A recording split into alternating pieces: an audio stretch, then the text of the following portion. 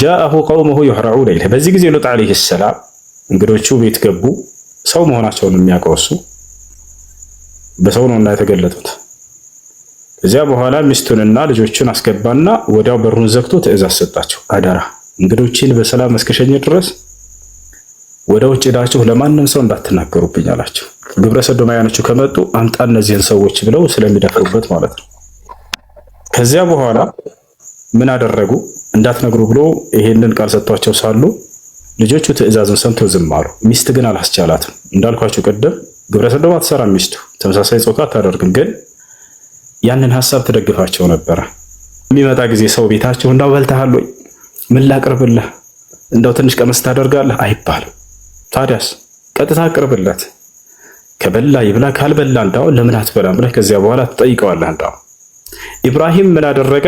ቀጥታ ዘወር አለና እጅግ በጣም ጠቦት የሆነውን ወይፈን ያረጀም አይደለም ሕፃንም አይደለም መካከል ላይ ያለውን አረደና ጠብሶ አበጣላቸው። አብርሃም አለ። የአብርሃም የወንድሙ ልጅ ደግሞ ሉጥ ዓለይሂ ሰላም አላህ ሁለቱንም ነብይ አድርጎ አናግሯቸዋል። ወደ ተለያዩ ከተማዎች ልኳቸዋል። ሉጥ ዓለይሂ ሰላም የተላከበት ሀገር የተወለደበት ሀገር አልነበረም። የሱ የኢብራሂም ዓለይሂ ሰላም ዘመድ ነው። የአብርሃም የወንድሙ ልጅ ነው። ከዚያ በኋላ ወደ እነዚህ ሰዎች ላከው አላህ ሱብሓነሁ ወተዓላ ወደ አቅራቢያው ወደ ሆነች ትንሽ ራቅ ወደምትል ከተማ ይልከዋል። ማን? ሉጥ ዓለይሂ ሰላም። እነዚያ ሰዎች በርካታ ችግር አለባቸው። አንደኛ አምላክ አላህ ሱብሓነሁ ወተዓላ የካዱ ናቸው። ሁለተኛ ግብረ ሰዶማውያኖች ናቸው። የተቃራኒ ጾታ ግንኙነትን በምድር ላይ ለመጀመሪያ ጊዜ የጀመሩት እነሱ ናቸው። ከዚያ አላህ ሱብሓነሁ ወተዓላ ላከው ሉጥን ወደ እነዚያ ህዝቦች። ሉጥም ሄዶ አስተማራቸው፣ ወደ አንድ አምላክ ወደ አላህ ጠራቸው፣ ከግብረ ሰዶም ማስጠነቀቃቸው። ነገር ግን አንድ እንኳን ሊቀበሉት አልቻሉ። ለበርካታ ጊዜያት አስተማረ፣ እድሜውን ልኩን አስተማረ። ሚስቱ ራሱ አትሰራም ግብረ ሰዶምን፣ ነገር ግን ሐሳባቸውን የምትደግፍ ነበረች። እሷ ምንድነች? ሐሳባቸውን የምትደግፍ ነች። ገብታችኋል? በዚህ ሁኔታ ሳሉ አላህ ሱብሓነሁ ወተዓላ ሶስት መላእክቶችን ላከ። እነዚህ ሶስት መላእክቶች ወለቀድ አርሰልና ሩሱሉና ኢብራሂም ቢልቡሽራ እያለ ይናገራል። ወለቀድ ጃአት ሩሱሉና ኢብራሂም ቢልቡሽራ ቃሉ ሰላም ቃለ ሰላሙ ፈማ ለቢተ አን ጃአ ቢዕጅሊን ሐኒዝ እያለ ይናገራል። ወደ ኢብራሂም ዓለይሂ ሰላም ጋር አላህ ሱብሓነሁ ወተዓላ ሶስቱን መላእክቶች ላካቸው። አላህ ምን አለ? መልእክተኞቼን ነው የላኳቸው አለ። እነዚያ ሶስቱ መላእክ ማን ይባላሉ? ገብርኤል አለ፣ ሚካኤልና ኢስራፊል አለ ወይንም ኡራኤል። እነዚህ ሶስቱ ታላላቅ መላእክቶች ተላኩ። ነገር ግን እነዚህ ስላሴ ናቸው ብለው ክርስቲያኖች ስህተት ላይ ወደቁ። አምላክ አላህ ሱብሓነሁ ወተዓላ ግን እነዚያ የላኳቸው መልእክተኞቼ ናቸው፣ መላእክቶች ናቸው ብሎ ተናገረ። ከዚያ በኋላ እነዚህ ሶስቱ መላእክቶች በመጡ ጊዜ በሰው ተመስለው ነው የመጡት። መጀመሪያ ወደ ማን ጋር መጡ? ወደ ኢብራሂም ዓለይሂ ሰላም ጋር መጡ። ኢብራሂም ዓለይሂ ሰላም ጋር መጡ። ኢብራሂም የዛኔ አንድ ልጅ ብቻ ወልዷል። ነገር ግን ሁለተኛውን ልጅ አልወለደም። የመጀመሪያ ልጁ ማን ነው? ኢስማኤል ዓለይሂ ሰላም። እሱን ከሀጀር ወልዷል። ገና ኢስሐቅ በስርዓት ሊሰጠው ነው። በዚያው በስርዓትን ሰጥተውት ከዛ በኋላ ወደ ሉጥ ዓለይሂ ሰላም ጋር ሊሄዱ ነው። ለሁለት ዓላማ ነው እነዚህ ሶስት መላእክቶች የመጡት። ወደ ኢብራሂም ጋር ገቡ። ወለቀድ ጃአት ሩሱሉና ኢብራሂም ቢልቡሽራ ብሎ አላህ ጀመረ ታሪኩን።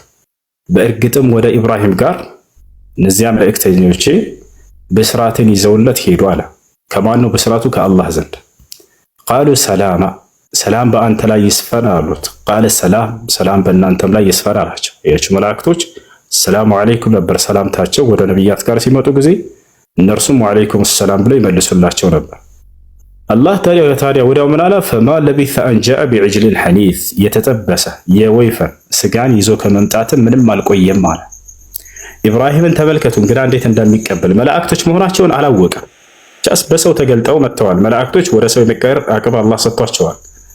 በሰው ተቀይረው መጡ። ሰላም በአንተ ላይ ይስፈን አሉት። ሰላም በእናንተም ላይ ይስፈን አላቸውና ምግብ ትፈልጋላችሁ? ምግብ ላምጣላችሁ? ምናምን አላለም አይባልም። እንግዳ እንዴት እንደሚቀበል አንድ ሙስሊም ተመልከቱ። ከኢብራሂም ወሰዱ። በሚመጣ ጊዜ ሰው ቤታቸው እንዳው በልተሃል ወይ ምን ላቅርብልህ እንዳው ትንሽ ቀመስ ታደርጋለህ አይባልም። ታዲያስ ቀጥታ አቅርብለት። ከበላ ይብላ፣ ካልበላ እንዳው ለምን አትበላም ብለህ ከዚያ በኋላ ትጠይቀዋለህ። እንዳው ኢብራሂም ምን አደረገ? ቀጥታ ዘወር አለና እጅግ በጣም ጠቦት የሆነውን ወይፈን ያረጀም አይደለም ሕፃንም አይደለም መካከል ላይ ያለውን አረደና ጠብሶ አበጣላቸው። ፈቀረበሁ ኢለይሂም ይላል አላህ፣ ወደ እነሱም አቀረበላቸው አለ። ቃለ አላ ተእኩሉን አትበሉም ምን አላቸው። ከዚያ በኋላ እንደማይበሉ ባየ ጊዜ ፈአውጀሰ ሚንሁም ኺፋ አለ፣ ከእነርሱም በልቡ ውስጥ ፍራቻን አሳደረ አለ። መላእክቶች አይበሉም እንደ እስልምና በሰው ቢገለጡም እንኳን ገብቷቸዋል። የሚበሉ አይደሉም እነሱ፣ የሚራቡም የሚጠቡም አይደሉም። አላህ ድንቅ አድርጎ የፈጠራቸው ፍጥሮች ናቸው። ዝም ብለው በህይወታቸውን ሙሉ አላህን በመገዛትና በማውሳት የሚኖሩ ናቸው። ያ ነው ምግባቸው ለነሱ፣ ያ ነው መጠጣቸው፣ ውሃቸው፣ ምግባቸው። ገብቷቸዋል። አላህ ስብሐነሁ ወተዓላ እንዳይበሉ አድርጎ ፍጥረትን መፍጠር ይችላል። ህይወት አላቸው ግን እንዳይበሉ ያደርጋቸዋል። እንዲራቡ እንዲጠሙም አያደርግም። ሁልጊዜ ስራቸውም አላህን መገዛት ነው። ይሰቢሑነ ሌይለ ወነሃረ ላ የፍትሩን ይላል አላህ። ቀንም ሌትም ምን ይላል አላህን ይገዛሉ፣ አያርፉምም ይላል። አይደክማቸውም። አንዴ እንተኛ ብላ አይተኝም። እንደ አጠቃላይ ካቀረበላቸው በኋላ ፈአውጀሰ ሚንሁም ኺፋ ፍራቻን አሳደረ። እንግዲህ አንድ ሰው ምግብ አቅርበህለት አልበላም ካለ ቃሉ ላ ተኸፍ ኢና ኡርሲልና ኢላ ቀውሚ ሉጥ አትፍራ አብሽር አሉት። በሱረቱል ሁድ ላይ ያለው ላይ ፈለማ ረአ አይዲየሁም ላ ተሲሉ ኢለይሂ ነኪረሁም ወአውጀሰ ሚንሁም ኺፋ ቃሉ ላ ተኸፍ ኢና ኡርሲልና ኢላ ቀውሚ ሉጥ አትፍራ አብሽር እኛ ወደ ሉጥ ህዝቦች ተልከና አሉት። ከዚያ ብስራትን ነገሩት። ልጅንም ትወልዳለህ ኢስሐቅን ብለው አበሰሩት። ወበሸርናሁ በኢስሐቅ ነቢየን ሚነ ሷሊሒን በኢስሐቅም አበሰሩት ከነቢያቶች የሆነ ከደጋጎችም የሆነ ልጅ ብሎ ገለጸው። ስለዚህ ኢስሐቅ እንደሚወልድ ብስራትን ተሰጠ። በዚህ ጊዜ በጣም ሳቀች። ማን? ሳራ በቤቱ በር ላይ ነበረች እሷ። ፈለማ ወምርአቱሁ ቃኢመቱን ሚስቱ ደግሞ ቁማ ነበር። ፈضحከት ሳቀች አለ አላህ። ለምን የሳቀችው? ቀጣይ ሊናገር ነው። ፈበሸርናሃ ቢኢስሐቅ ኢስሐቅንም አበሰርናት ለእርሷ አለ። ኢስሐቅም ብቻ ላ አይደለም፣ ወሚን ወራኢ ኢስሐቅ ያዕቆብ ከኢስሐቅም በኋላ ያዕቆብ በሚባል ልጅም አበሰርናት። ስለዚህ ኢስሐቅን ትወልዳለች። ኢስሐቅ ደግሞ ከእርሱ በኋላ ያዕቆብ የሚባልን ሁለት ታላላቅ ልጆችን ጻድቃን የሆኑ ነቢያት የሆኑ ልጆችን ትወልጃለች ተብላ ተበሰረች። ቃለት አለች እርሷ ያ ወይለት አአሊድ ወአና አጁዝ ወሃዛ ባዕሊ ሸይኻ እኔ ያረጀሁኝ አሮጊት ሁኜ ይሄ ደግሞ ባሌ ሽማግሌ ሆኖ እንወልዳለን? ሳትወልድ መሃል ሆና ለብዙ ጊዜያት ቆይታለች። የእርሷ አወላለድ ራሱ ድንቅ ተአምር ነው። ከዚህ አላህ ሱብሓነሁ ወተዓላ ልጅ እንደሚሰጣት ይህንን ብስራት ስትሰጥ ጊዜ ደነገጠች። እኔ አርጅቻለሁ፣ ባሌም አርጅቷል፣ እንወልዳለን አለች። ኢነ ሃዛ ለሸይኡን ዐጂብ ይህ እጅግ በጣም አስደናቂ ነገር ነው አለች። ቃሉ አሏት መላእክቶቹ አተዕጀቢነ ሚን አምሪላህ በአላህ ነገር ትደነቂያለሽ? ረሕመቱላሂ ወበረካቱሁ ዐለይኩም አህለል በይት ኢነሁ ሐሚዱን መጂድ አሏት። የአላህ እዝነትና በረከት በእናንተ በኢብራሂም ቤተሰቦች ላይ አለኩ፣ እርሱ ምስጉንና ለጋሽ የሆነ አምላክ ነው እና ይህንንም ልጆች ሊለግስሽ ቃል ገብቶልሻል። አሁን ኢብራሂም ይህን ሁሉ ከሰማ በኋላ መጀመሪያ ፈርቶ ነበር አይደለ? ፍርሃቱ ተወገደለት፣ አወቀ የአላህ ሱብሓነሁ ወተዓላ መልእክተኞች መልአክ መሆናቸውን አወቀ። ፈለማ ዘሀበ ዐን ኢብራሂም ረውዕ አላህ ከኢብራሂምም በልብ ውስጥ የነበረው ፍራቻ በተወገደለት ጊዜ እዚያ በኋላ ዩጃዲሉና ፊ ቀውሚ ሉጥ በሉጥ ህዝቦችም ላይ ይከራከረን ጀመር አላህ። ወጃአቱል ቡሽራ ዩጃዲሉና ፊ ቀውሚ ሉጥ ብስራቱን በመጣለት ጊዜ ከዚያ በሉጥ ጉዳይ መከራከር ጀመረ። ምንድን ነው እየተከራከረ ያለው? ኢብራሂም እንግዲህ በጣም አዛኝ የሆነ ታላቅ ነብይ ነው። የሉጥ ህዝቦች እንደሚቀሰፉ በተነገረው ጊዜ በእነዚህ መላእክቶች አማካኝነት እባክህን አታጥፋቸው እያለ አላህን እየለመነ ነው። በእነርሱ በኩል ያቻል አላህን ለመነ እንዳይጠፉ፣ ታገሳቸው፣ ትንሽ ጠብቃቸው። ግን በጣም ታግሷቸዋል። ሉጥ አለይሂ ሰላምን ጭራሽ እናስወጣሃለን ከዚህ ሀገር ማታርፍ ከሆነ ምናምን ብለው ዝተውበታል። ቃሉ ለኢን ለም ተንተሂ ያ ሉጡ ለተኩነነ ሚነል ሙኽረጂን ቃለ ኢኒ ሊዐመሊኩም ሚነል ቃሊን ረቢ ነጅኒ ወአህሊ ሚማ ያዕመሉ እያለ ተናግሯል። እናስወጣሃለን ከዚህ ሀገር ማታርፍ ከሆነ ከዚህ አስተምሮ ግብረ ሰዶምን ተው የምትለን ከሆነ ከዚህ በኋላ በቃ እናስወጣሃለን። ያም እንግዳ ነው ሉጥ፣ እዚያች ሀገር ላይ ተወልዶ ያደገበት አይደለም። ምንም ቤተሰብም የለውም። ሊያስተምር የሄደበት ቦታ ላይ ግብረ ሰዶማውያኖች ስር። ከዚያ በኋላ ኢነ ኢብራሂም ለሐሊሙን አዋሁን ሙኒብ ኢብራሂም ዓለይሂ ሰላም እጅግ በጣም ቻይ የሆነ ነብይ ነው። ወደ ጌታም ወደ አላህ ተመላሽ ነው። አዋህ ማለት አይ ረጃዕ ነው፣ ተመላሽ ነው። ከምኑ? ከኃጢአቱ ኃጢአት የለበትም እርሱ። አዋህ ብሎ ማለት ያለምንም ኃጢአት ወደ ጌታ ወደ አላህ መመለስን የሚያበዛ ማለት ነው። ተዋብ ከሆነ ግን ወደ ጌታ ወደ አላህ የሚመለሰው ኃጢአትን ከሰራ በኋላ የሚመለስ ነው። አዋህ ማለት ምንም ኃጢአትን ሳያደርግ ወደ ጌታ ወደ አላህ መመለስ ንስሐን የሚያበዛ የሆነ ባሪያ ነው። እሺ ያ ኢብራሂም ተባለ። ኢብራሂም ሆይ ያሉት አዕሪድ አን ሃዛ ከዚህ ነገር ዘወር በል ተባለ። ምንም ሽምግልና አታቅርብ ለሉጥ ህዝቦች። ኢነሁ ቀድ ጃአ አምሩ ረቢክ አሉት መላእክቶች፣ እነሆ የጌታ ትእዛዝ መጥቷልና ዘወር በላት አሉት። በአላህ ትእዛዝ ላይ አይደራደሩ። አላህ አድርጉ ብሏቸው ከሆነ መላእክቶች የአላህን ትእዛዝ ከመፈጸም ምንም ነገር አያግዳቸው። ዘወር በል ኢብራሂም አሉት። የጌታ ትእዛዝ መጥቷል እንዲጠፉ እነዚያ ህዝቦች፣ ሽምግልና ተሰሚነት የለውም ተባለ። ወኢነሁም አቲህም ዐዛቡን ገይሩ መርዱድ አሉት። ወደ እነርሱ ሊመለስ የማይችል የሆነ ቅጣት እነሆ መጥቶባቸዋል። በፍጹም አይመለስም በእነርሱ ላይ የተወሰነው ቅጣት። አሁን ቀጥታ ጉዟቸውን ወዴት ሄዱ? ወደ ሉጥ ጋር ሄዱ። ሉጥ ዓለይሂ ሰላም ጋር ወደዚያች ግብረ ሰዶም ወደሚሰራባት ሀገር። አሁንም ልብ በሉ፣ መልአክ የሆነውን ገጽታቸው ሳይሆን በሰው ማንነት ነው ተገልጠው የሄዱት። መልአክ ወደ ሰው የመቀየር አቅም አላቸው። ሄዱ፣ ሉጥ ጋር ደረሱ። ለማ ጃአት ሩሱሉና ሉጠን ሲአ ቢሂም እነዚህ መልእክተኞቼም አላህ መላእክቶቹን ሶስቱን መላእክቶች ወደ ሉጥ ጋር በሄዱ ጊዜ በጣም ተከፋ።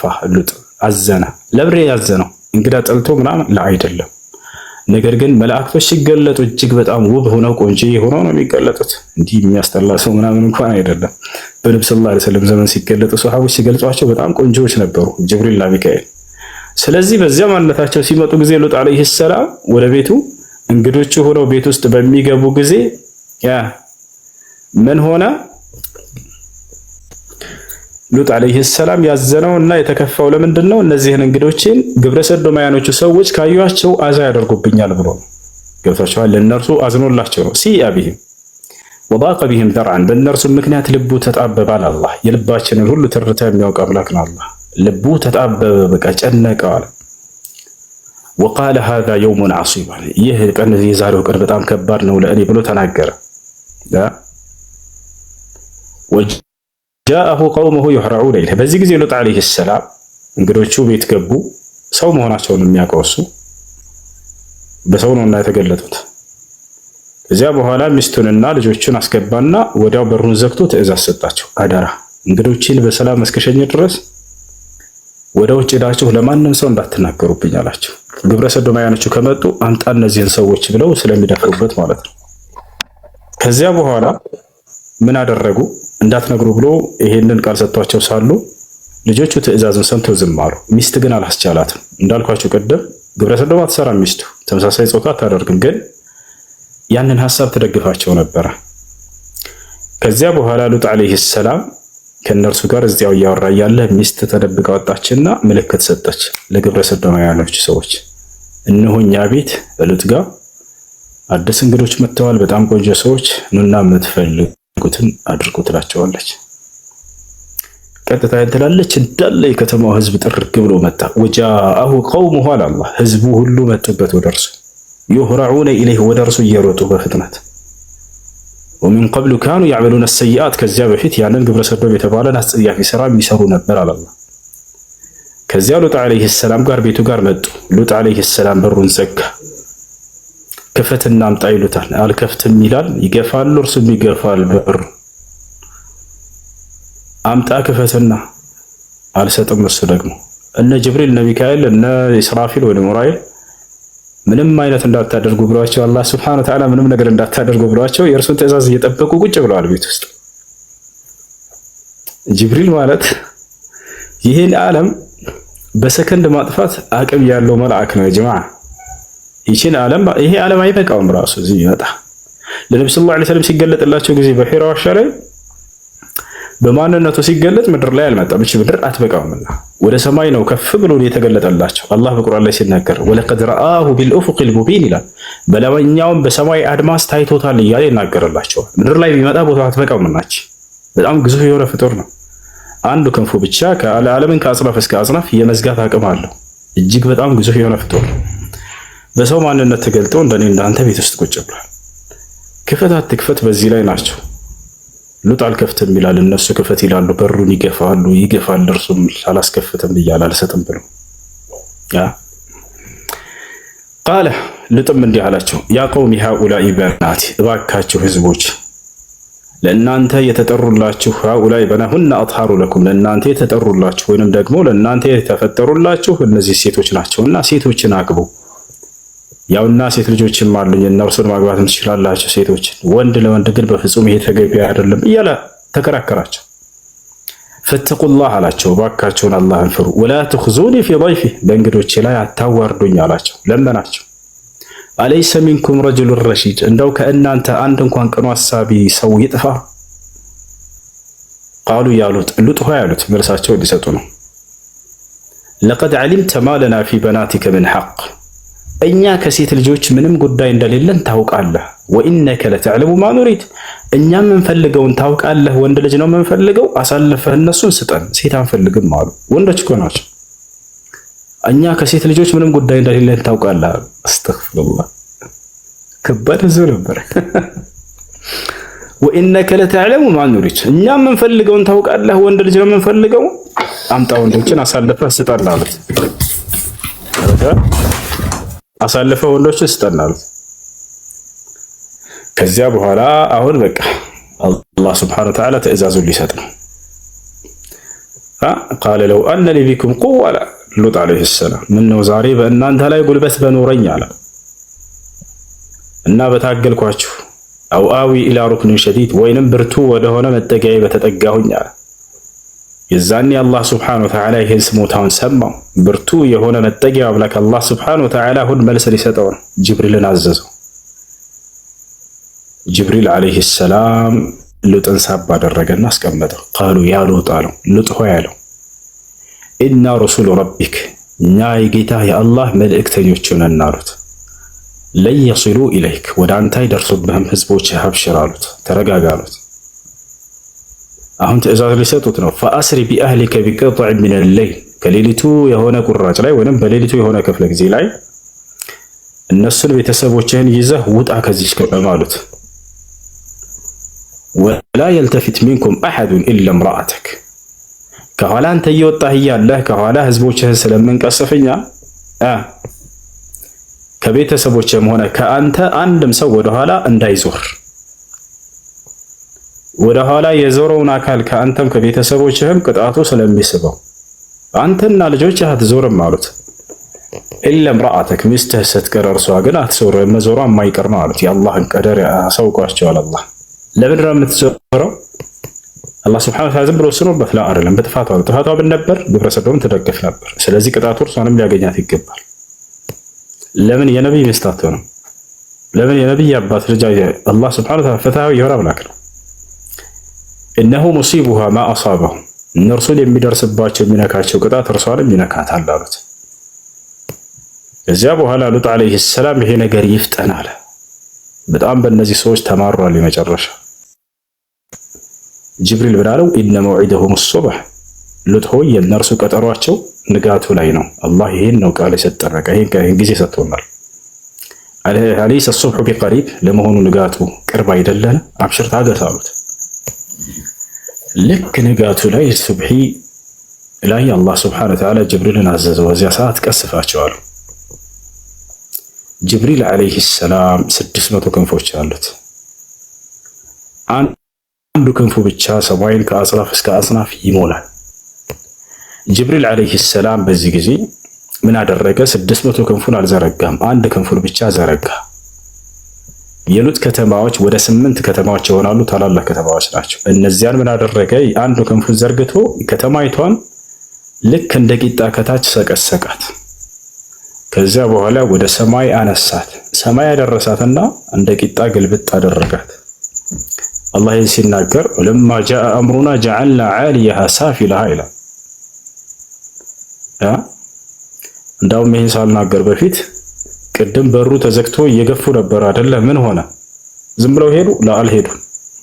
ጅብሪል ዓለይሂ ሰላም በሩን ከፈት ያደረገና አንዱን ክንፉን ዘርግቶ እነዚያን ግብረ ሰዶማውያን ህዝቦች በሩ ላይ የቆሙትን ሁሉ ግብረ ሰዶማውያኖች በክንፉ አንዴ ጫ አድርጓቸዋል። አይናቸውን አጥፍቷቸዋል።